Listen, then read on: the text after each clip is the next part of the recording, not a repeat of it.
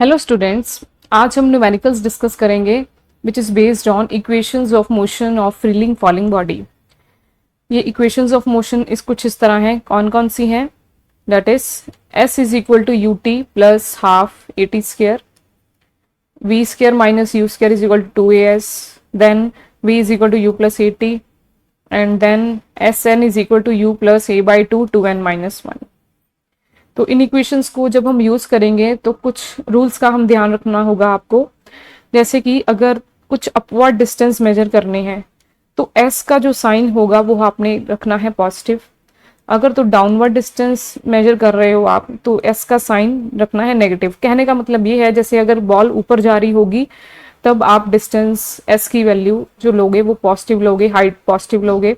और जब जैसे बॉल को टावर से नीचे फेंका गया होगा, मतलब डाउनवर्ड डिस्टेंस कवर कर रही है बॉल, तो डिस्टेंस को नेगेटिव रखोगे।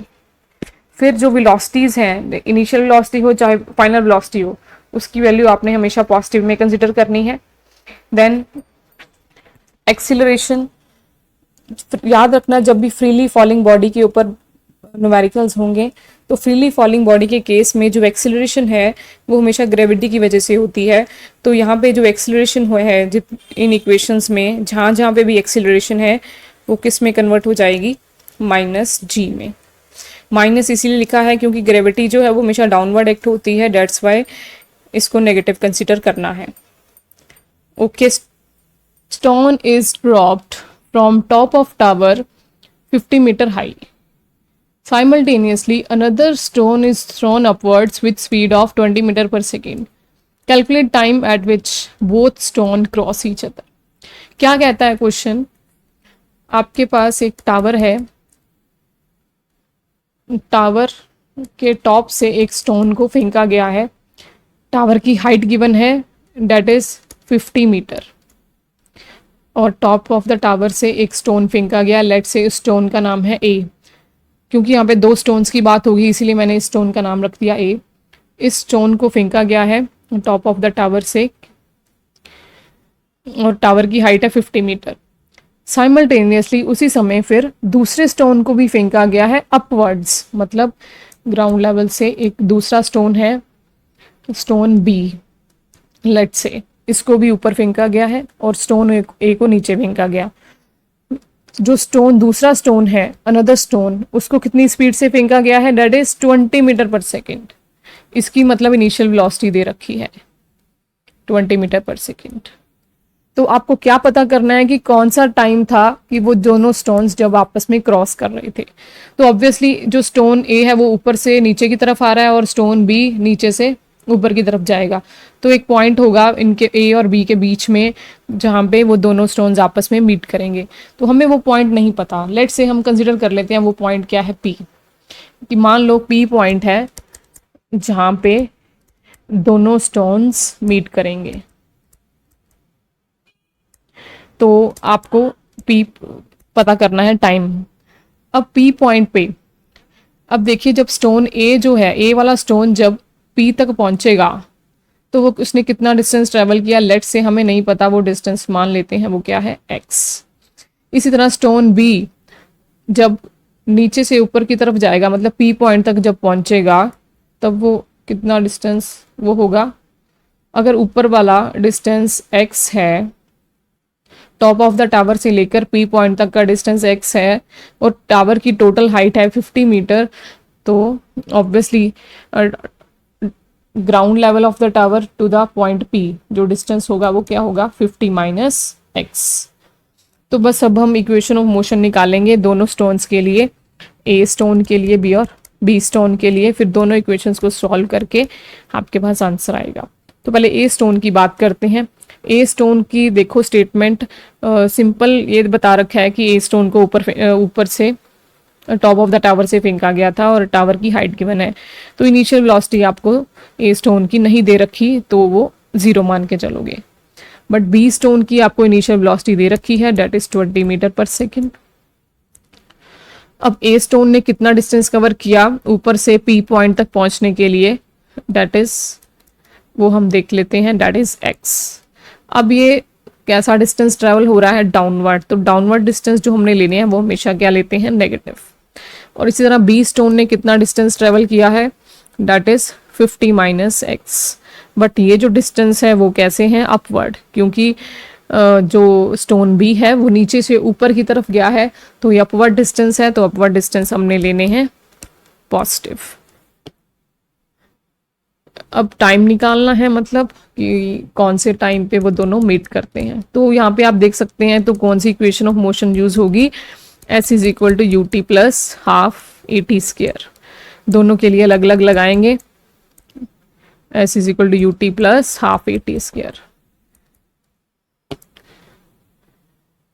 देन अब जस्ट वैल्यूज पुट कर दीजिए, ये स्टोन ए के लिए, ये स्टोन बी के लिए। स्टोन ए के लिए s होगा माइनस एक्स, यू होगा 0। एक्सीलरेशन आपको पता है हमेशा माइनस d लेनी है, क्योंकि डाउनवर्ड एक्ट होती है एक्सीलरेशन। तो ये हो जाएगा, माइनस से माइनस कैंसल आउट हो जाएगा, और x बराबर आएगा हाफ जी टी स्क्वायर के बराबर। Then after that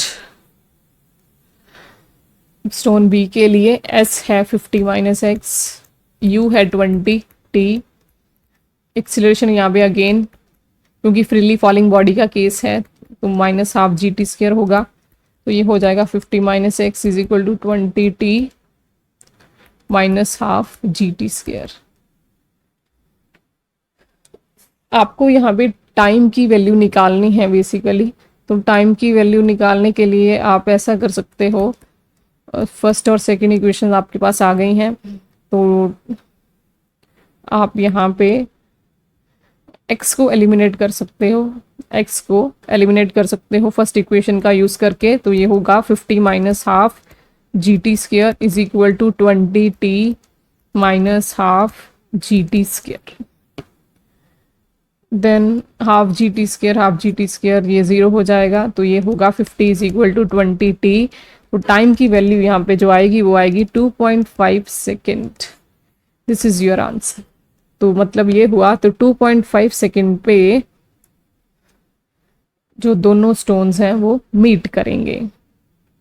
okay, next question is, a balloon is rising vertically upwards with uniform velocity 15 meter per second, releases a ball at a height of 100 meter. Calculate time taken by the ball to hit the ground. क्या कह रहा है, एक balloon है जो कि rise कर रहा है वर्टिकली अपवर्ड्स, कितनी स्पीड से, that is 15 metre per second. ये उसकी इनिशियल वेलोसिटी दे रखी है बैलून की।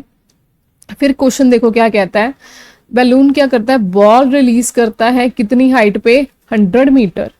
मींस जब बैलून कितने लेवल की हाइट पे था, दैट इज 100 मीटर की हाइट पे था, तब वो एक बॉल रिलीज करता है। This is the ball. Suppose कब रिलीज करता है, जब वो कितनी हाइट पे था बैलून, दैट इज 100 मीटर की हाइट पे था।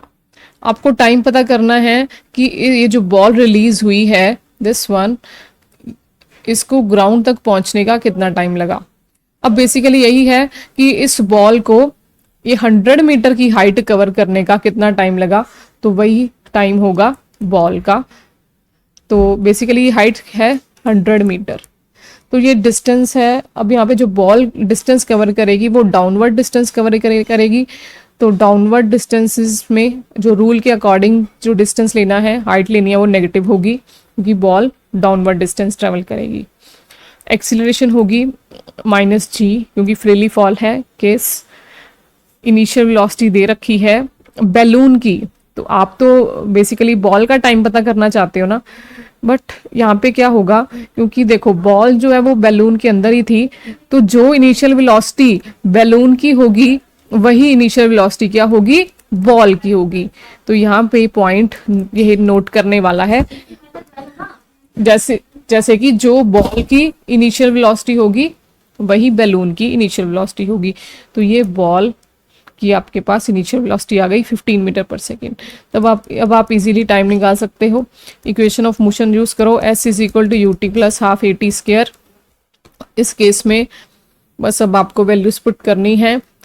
s होगा -100 डेट इज u होगा 15t, एक्सेलरेशन होगी माइनस g, तो ये हो जाएगा minus half g T square. g होता है 9.8 के बराबर, इसमें जस्ट आप वैल्यूज पुट कर दीजिए और टाइम की वैल्यू निकाल दीजिए, तो ये हो जाएगा -100 is equal to 15t minus half. यहाँ पे आपको गिवन था कि g यूज करना है 10, ये क्वेश्चन में गिवन था। तो अगर क्वेश्चन में गिवन हो कि g 10 यूज करना है तो आप 10 यूज करोगे ग्रेविटी की value metre per second square, तो ये हो जाएगा हाफ 10t स्क्वायर। ये क्वाड्रेटिक इक्वेशन बनेगी आपके पास t square minus 3t minus 20 is equal to 0, और इसको जब सॉल्व करोगे तो ये हो जाएगा 6.2 second. Okay, next question is a stone is dropped from top of tower of height 100 metre, the stone penetrates in the sand on ground through distance of 2 metre, calculate retardation of stone. क्या कह रहा है, एक tower है, suppose यहां से एक stone को फेंका जाता है, इस टावर की हाइट गिवन है डेट इज 100 मीटर, तो ये टावर के टॉप से स्टोन नीचे गिरता है। Suppose this is ground level, और इतना स्टोन यहाँ पे ग्राउंड पे क्या है, सैंड भी बिखरी हुई है। सपोज ये ग्राउंड है, दिस इज हम कह सकते हैं कि let's say this is the sand. तो जब स्टोन नीचे गिरता है तो वो क्या करता है, सैंड को पेनिट्रेट करता है। Means suppose this is stone, तो वो गिरता गिरता गया, इस स्टोन क्या करता है, सैंड को पेनिट्रेट कर जाता है। कितना पेनिट्रेट करता है, सैंड के अंदर जाके वो कितना डिस्टेंस कवर करता है, 2 मीटर, मतलब इतना 2 मीटर। उसके बाद ऑब्वियसली वो रेस्ट पे आ जाएगा। तो हमने क्या पता करना है, retardation of stone, acceleration sorry D acceleration निकालनी है स्टोन की। तो देखिए आपको गिवन क्या क्या है, सबसे पहले हाइट गिवन है, वो आप नेगेटिव में लोगे क्योंकि जो बॉडी है या स्टोन है वो डाउनवर्ड डिस्टेंस ट्रेवल कर रही है, तो डाउनवर्ड जो डिस्टेंस होते हैं वो सारे नेगेटिव होते हैं। फ्रीली फॉलिंग का केस है तो एक्सीलरेशन होगी माइनस ऑफ जी। देन अब स्टोन की स्टार्टिंग में कोई वेलोसिटी नहीं दी थी, तो इनिशियल वेलोसिटी क्या कंसिडर करेंगे, 0। तो अब इक्वेशन ऑफ मोशन लगाइए, तो हम सबसे पहले ये पता करेंगे कि जो स्टोन है वो उसकी फाइनल वेलोसिटी जब वो ग्राउंड पे गिरता है, मतलब यहाँ पे on hitting the ground, this is the ground level, तो ग्राउंड पे जब वो गिरता है तब उसकी स्पीड कितनी होती है। तो हम सबसे पहले क्या निकालेंगे, final velocity of stone on hitting the ground, जो कि होगी, फॉर्मूला लगेगा v square minus u square is equal to 2as। क्योंकि हमें s भी चाहिए और फाइनल वेलोसिटी भी चाहिए, तो इसके लिए यही इक्वेशन ऑफ मोशन यूज होगी। तो फाइनल वेलोसिटी यहाँ से निकाल लीजिए, एक्सीलरेशन होगी माइनस g और s होगा -100। g गिवन नहीं है तो यूज करेंगे -9.8 यूज करेंगे, और यहां से आपके पास फाइनल वेलोसिटी की जो वैल्यू आएगी वो होगी that is √1960 which is further equal to 44.27 metre per second. अब ग्राउंड पे सैंड बिखरी है सारी, तो सैंड को भी वो क्रॉस करेगा स्टोन, तो इसके लिए हमें पता क्या करना है कि वो जब वो स्टोन ग्राउंड सैंड को क्रॉस कर रहा है, तब क्योंकि सैंड से टच होने से स्टोन की स्पीड क्या हो जाएगी, अब पहले स्पीड तो इतनी थी v इज इक्वल टू 44.27, ये कब स्पीड थी, जब वो ग्राउंड को हिट करता है। अब ग्राउंड पे क्या है, सैंड बिखरी हुई है, तो सैंड के बिखरी होने की वजह से अब ये वाली स्पीड उसकी नहीं रहेगी, क्योंकि अब वो उसने स्टोन ने सैंड को क्रॉस करना है। तो अब ये स्पीड उसकी धीरे धीरे क्या होती जाएगी, डिक्रीज होती जाएगी। तो जब स्पीड डिक्रीज होती है तब उस प्रोसेस को क्या बोलते हैं, डेट इज रिटार्डेशन। तो वही हमने क्या फाइंड आउट करना है, अब नेगेटिव एक्सेलरेशन फाइंड आउट करनी है। उसके लिए आप फिर से क्या फॉर्मूला लगाओगे, इक्वेशन लगाओगे v square minus u square is equal to 2as। अब इस केस में आपका केस अब यहाँ से स्टार्ट होगा। ये ग्राउंड लेवल, ये सैंड है, ये सारी सैंड है बीच में। अब स्टोन की इनिशियल वेलोसिटी ये वाली कंसिडर होगी जो अभी हमने निकाली है, डेट इज 44.27। और फाइनल वेलोसिटी क्या होगी जब वो अंदर सैंड को क्रॉस करेगा, दिस इज द सैंड, और फाइनल वेलोसिटी वो क्या होगा, अब स्टोन रेस्ट पे आ जाएगा तो उसकी फाइनल वेलोसिटी क्या हो जाएगी, 0। ठीक है जी।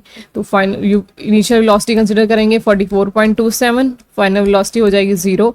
और कितना डिस्टेंस कवर किया है उसने सैंड के अंदर, ये सारी सैंड है, दिस इज सैंड के अंदर जाके उसने कितना डिस्टेंस ट्रेवल किया है वो भी हमने दे रखा है हमें, डेट इज 2 मीटर। अब अगेन यहाँ पे डाउनवर्ड डिस्टेंस ट्रेवल हो रहा है तो डिस्टेंस आएगा माइनस ऑफ 2 मीटर।